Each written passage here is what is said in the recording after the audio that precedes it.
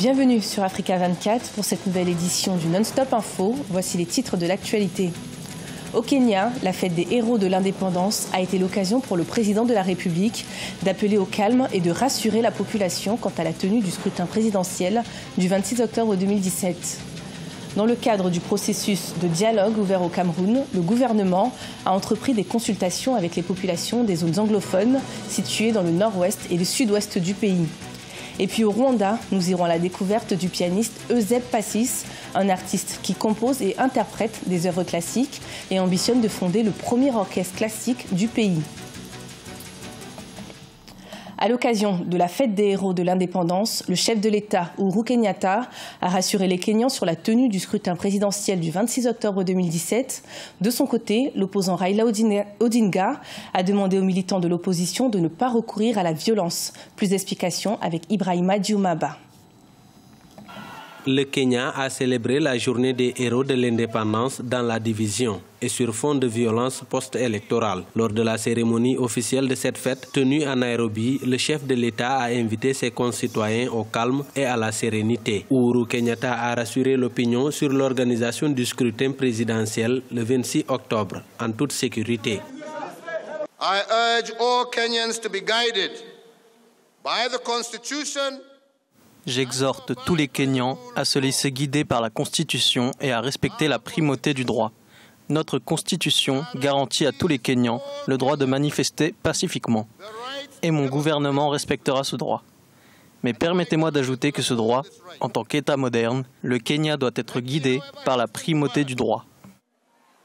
That this right will be guaranteed to those operating within the confines of the law. Pour sa part, l'opposant Raila Odinga a répété ce vendredi qu'il n'y aurait pas d'élection la semaine prochaine lors d'un meeting dans sa ville d'origine de Bondo. Cependant, il a prié ses partisans de ne pas s'en remettre à la violence. Il a précisé qu'il annoncerait la marche à suivre pour ses troupes à la veille de l'élection.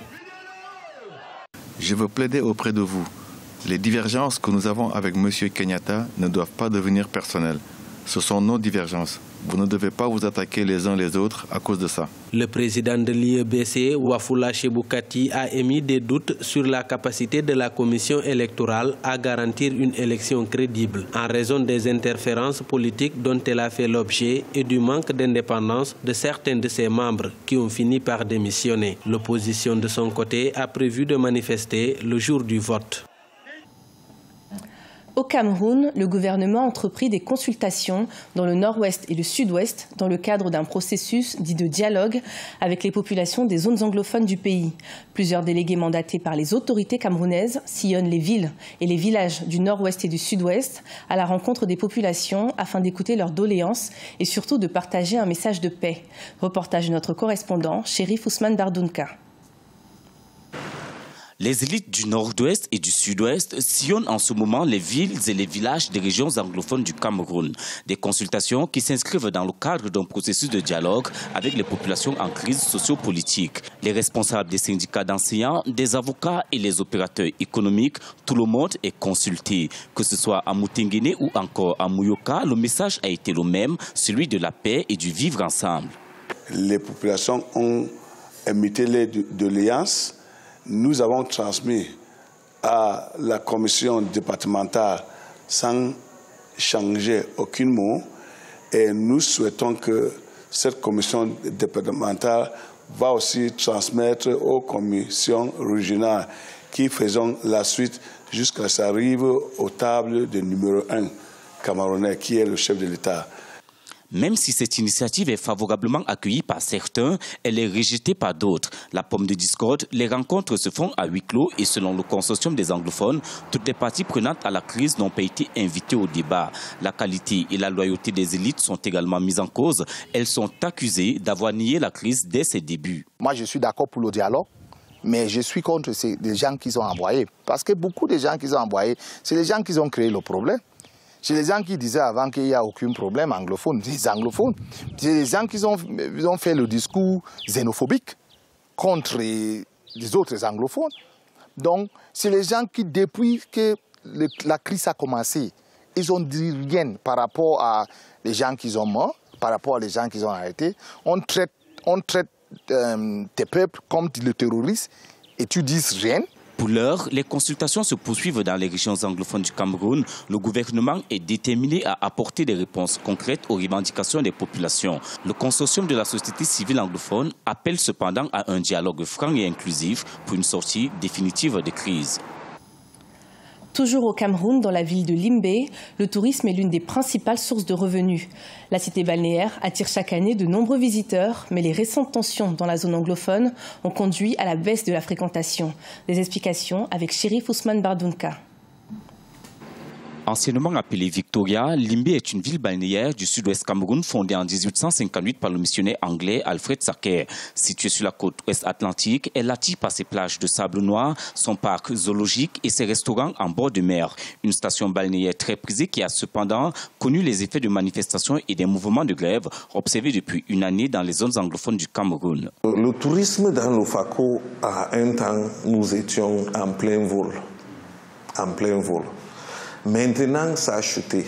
Ça a chuté pourquoi? Ça a chuté parce que le pays et la région du sud-ouest traversent des périodes difficiles, des périodes de crise sociale, que nous, on imagine que c'est bel et bien dans notre dos maintenant et que les choses peuvent décoller. Les activités connexes du tourisme ont également été plombées à Limbe à cause de la crise anglophone. Certains hôtels se sont vidés, les réservations ont été annulées du fait de la psychose. Les vendeurs d'objets d'art et les gérants de restaurants et autres snacks ont vu le nombre de clients se réduire. Avec le retour au calme, ils souhaitent la reprise des affaires. Dès que la grève là a commencé, il n'y a même pas encore le marché. Dès que tu peux voir comme ça, là, tout est vide. Tu vois, même le blanc, c'est un blanc qui vient ici pour manger même les poissons. Avant, elle était le Boko, les gens qui sortent de Douala, qui sortent de Yaoundé, qui sortent de Kribi, qui sortent partout ici au pays pour venir manger les poissons ici. Bon, pendant les périodes de la crise anglophone ici au pays, c'est vrai que les activités dans notre secteur étaient un peu baissées. Mais depuis que les choses sont en train de marcher sans problème, actuellement, non, les choses sont en train de reprendre sans problème. Aujourd'hui, la délégation du tourisme et des loisirs envisage la relance de la saison touristique et la promotion des sites attrayants de la région du Sud-Ouest. Un forum rassemblera en novembre prochain les acteurs du tourisme et les hommes de médias afin de trouver de nouvelles stratégies pour accroître le nombre de visiteurs à Limbe. Le directeur de l'Organisation mondiale de la santé a pris la décision d'annuler la nomination du président Robert Mugabe comme ambassadeur de bonne volonté de l'OMS. L'annonce de sa nomination il y a quelques jours avait créé l'indignation de nombreuses associations de défense des droits de l'homme et aussi du côté de l'opposition au Zimbabwe. Ces derniers dénonçaient l'effondrement du système santé au Zimbabwe sous le régime du président Mugabe. Face aux multiples pressions de la communauté internationale, l'OMS a donc dû annuler cette nomination. Au Rwanda, le jeune pianiste Euseb Passis compose et interprète des œuvres classiques et a l'ambition de fonder le premier orchestre classique du Rwanda. Pour lui, la musique est une thérapie qu'il souhaite partager avec tous ses auditeurs. Découverte dans le reportage de Fraterne Dakiaisenga. Il a commencé à jouer au piano en 2009 alors qu'il débutait ses études secondaires. 8 ans après, Ndoori Ndahiro Euseb Passis est actuellement l'un des pianistes amateurs les plus connus du pays des 1000 collines. Pour ce jeune Rwandais de 22 ans, la musique classique est devenue sa deuxième religion. Je crois que la musique classique me parle, même si elle n'utilise pas des mots. Il parle à mes sentiments, à mes problèmes quelquefois, et me fait rigoler ou bien me fait pleurer. Quelquefois, elle est chantée, comme vous pouvez entendre Handel et des autres, mais la plus grande partie de la musique classique est trop instrumentale. Donc, la communication, c'est de cœur à cœur. Ce n'est pas de bouche à oreille.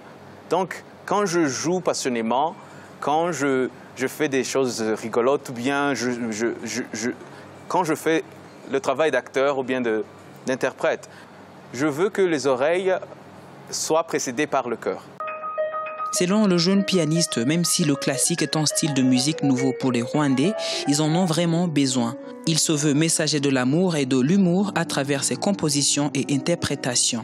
Moi, je veux être un véhicule, que je sois un vecteur, que je sois un messager de la paix, un messager de l'amour, un messager de l'humour aussi, parce qu'il quelquefois on est trop rigide ici au Rwanda, par exemple. On est trop rigide, mais il n'y a pas d'expression, un message d'expression de soi-même. Avec 5 heures de pratique de piano chaque jour, l'ingénieur spécialiste en eau et environnement veut entrer dans un conservatoire de musique pour enfin devenir professionnel. Il compte un jour diriger un orchestre classique rwandais et dédier sa vie au 4e art. Ce journal a été préparé par l'ensemble de la rédaction. Merci de nous avoir suivis. Retrouvez dans un instant une nouvelle édition de l'information sur Africa 24.